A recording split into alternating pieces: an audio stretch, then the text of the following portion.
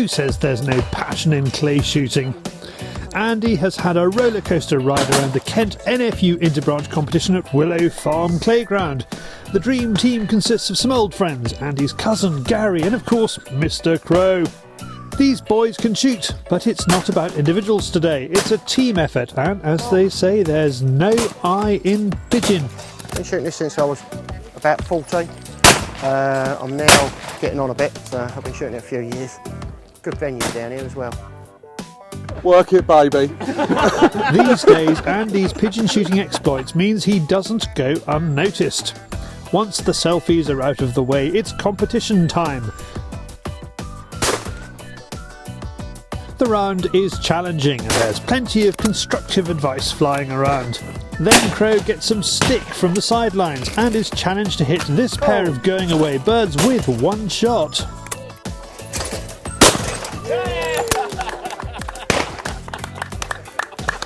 Game ball. With the round done and the challenge met, it's on to the next, the flush. Some decent scores have been placed, but Andy's confident it's there for the taking. The highlight of the day for us, this is going to be a 60 bird flush. It's good fun. Gets the old adrenaline going this one, so hopefully we shoot a bit better on this than I have on the rest of them. They shoot well and put in a new top score. That's fun. I don't know if we won it, but we're a lot of people missing this one out on the left eye deck covered. Shooting mainly singles all the time. So you can rely on the boys the other end. It seems to have gone well. 7 away was winning it when we come in. So I'll find out where we were. The team that thinks they're still in the lead asks Andy about the performance, but he can't quite bring himself to tell them the complete truth. How many of you boys away? 2. All right, I thought you were. Yeah. You're going to keep going, aren't you? Yeah. So easy, isn't it? Yeah. We should have. That was good. Yeah. Was you really 8 away? Yeah, 9. 9, was yeah. that because a few went behind though? Well, I was Because coming in. you can't see them as 12 away we had, yeah.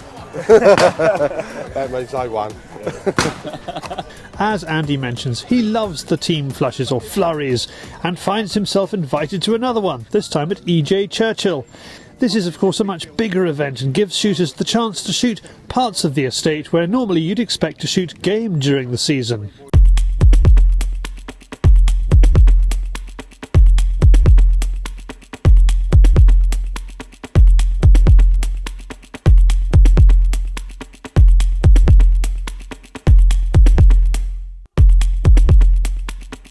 The first flush is right in front of Sir Edward Dashwood's family home. So what's the best way to approach an event like this?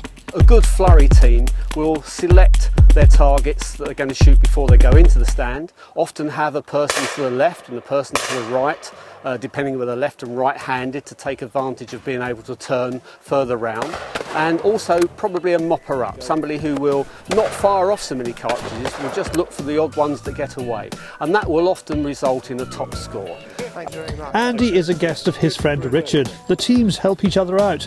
They take turns in loading, which is a much quicker way of getting lead in the air, but there is an art to it.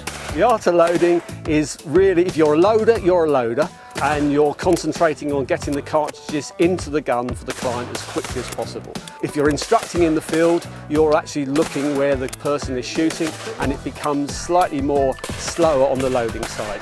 I always think the quick way, if you want to get as many cartridges in the air, especially on flurry days like this, is single gunning. We very rarely, if ever, see people double gunning on a clay day, a clay flurry day. Andy gets help from Mike on the rabbit stand, which is a crazy couple of minutes. Someone who has been truly bitten by the flurry bug is Julia Kirkham. She's now in double figures for the year. It's really, really nice on these days out when you load for each other, so you get to chat to other people, and it's just a very social day. I'm always happy just to go in the middle, so I don't feel blamed for anything lost on the left or the right, but I will shoot whatever I can, and I think everyone has to just go for it and shoot whatever they possibly can.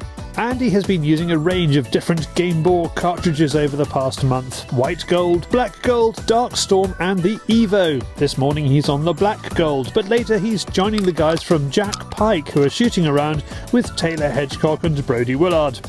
He will then move on to the dark storm, which he knows can cause a bit of a storm on its own. Yeah, I was on the stand and there was couple of tricky ones there, and they was just vaporised them.